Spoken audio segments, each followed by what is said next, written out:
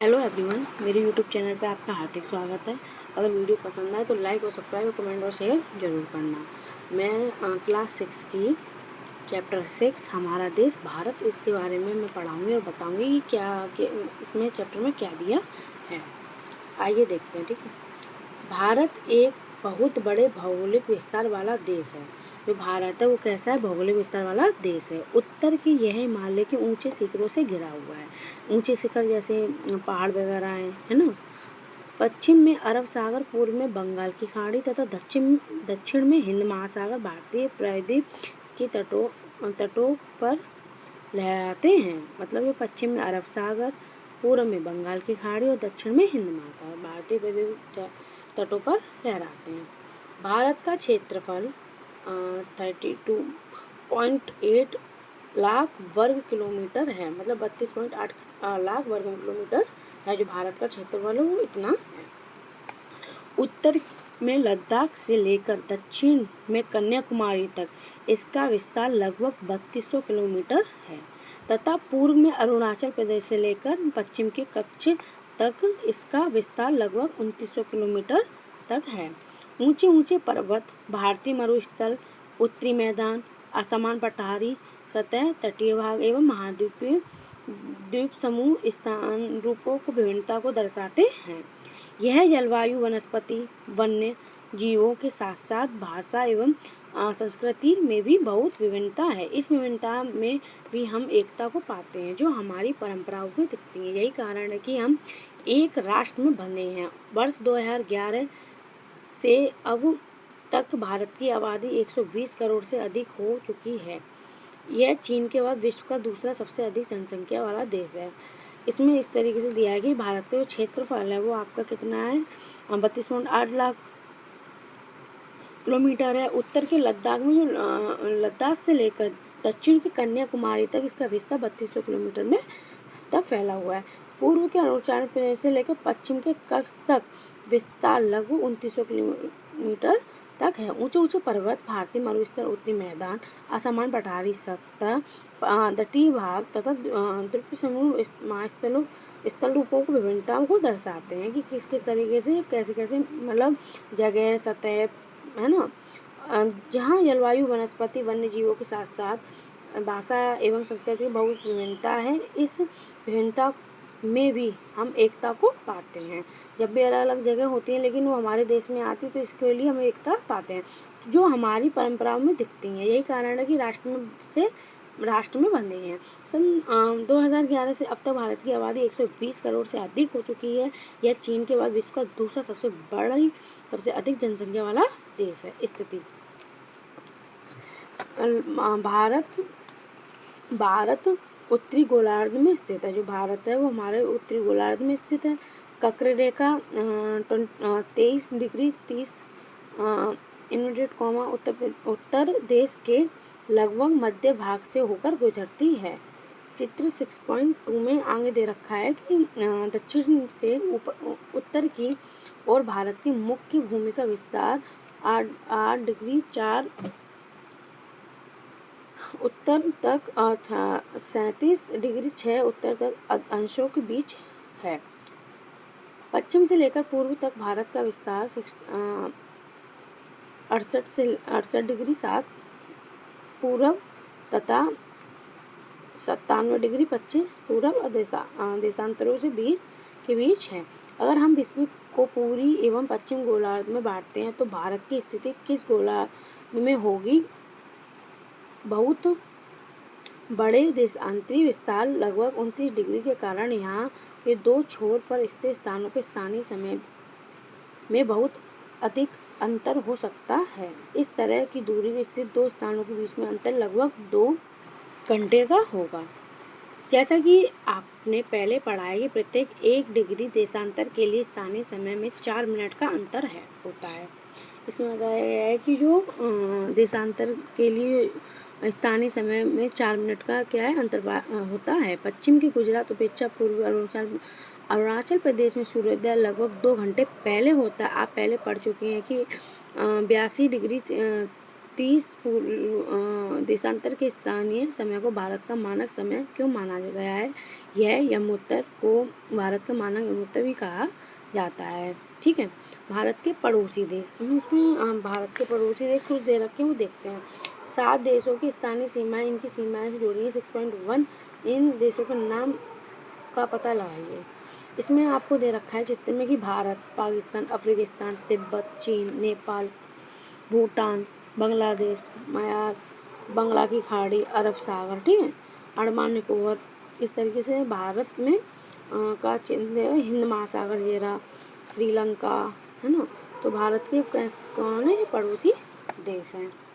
इसमें इस चित्र में भारत का पूरा दे रखा है चित्र कि किस तरीके से ये दे रखे हैं कि डेड डैश बने हुए हैं, वो है अंतर्राष्ट्रीय सीमाएं, और जो पॉइंट बने हुए राज्य सीमाएं, पॉइंट बना हुआ राजधानी शहर है, और इस तरीके का सिंबल बना हुआ है राष्ट्रीय राजधानी दिल्ली है। तो इस तरीके से 29 जो भी 28 या 29 स्टेट्स हैं वो इस चित्र में दे रखेंगे। दिल्ली, उत्तर प्रदेश, नेपाल, मध्य प्रदेश, झारखंड, रांची, महाराष्ट्र, तेलंगाना, अरब सागर, है ना।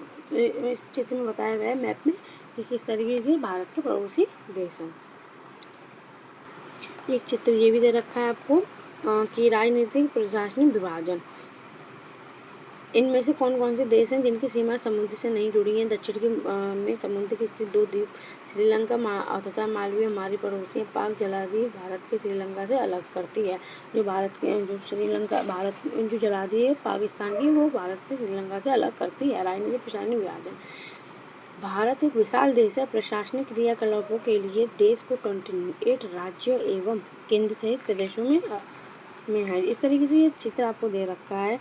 नदियाँ दे रखी हैं, कृष्णा नदी इस तरीके से चित्र में दे रखी है, महानदी, गंगा नदी, है ना, यमुना नदी, चंबल नदी, नर्मदा नदी, तापा नदी, है ना, ब्रह्मपुत्र नदी। इस तरीके से चित्र में नदियों के बारे में दे रखा है कि पर्वत पहाड़ी शहर, इसमें सिंबल में दे रखा है कि पर्वत पहाड़ी श्रेणी, पर्वतीय प्रदेश, पठारी प्रदेश और मैदानी प्रदेश। जो ग्रीन हो रखा है जो मैदान वाली जगह है, और जो पठारी प्रदेश है येलो हो रखा है, और ब्राउन जो हो रखा है वो है पर्वतीय इलाका है, ये दे रखा है ना। और जो लाइन दे रखी है ब्राउन बिल्कुल डार्क वाली, वो क्या दे रखा है आपको?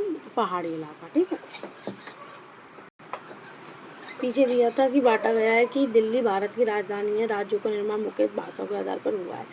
जो हमारी दिल्ली है वो क्या है? भारत की राजधानी है, और जो इसका निर्माण हुआ मुख्य भाषा के आधार पर हुआ है।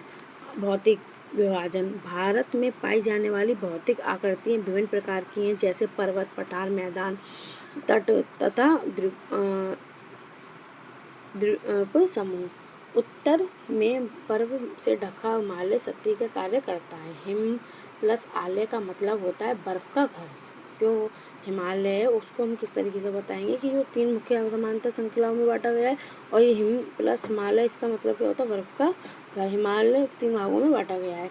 सबसे उत्तर में स्थित श्रृंखला की बृहत हिमालय या हिमद्री कहते हैं।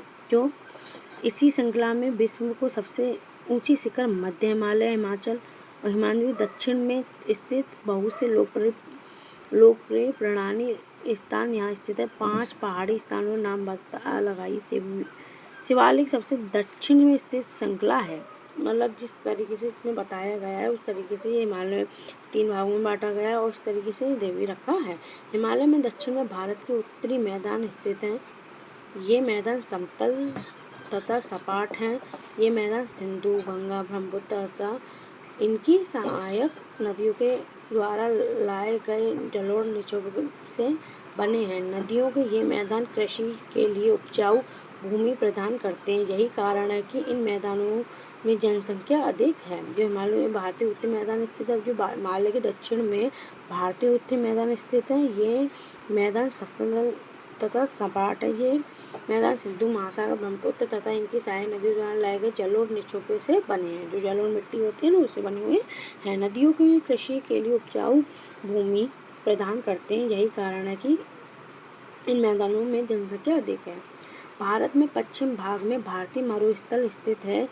यह शुष्क, गर्म तथा रेतीला हिस्सा है।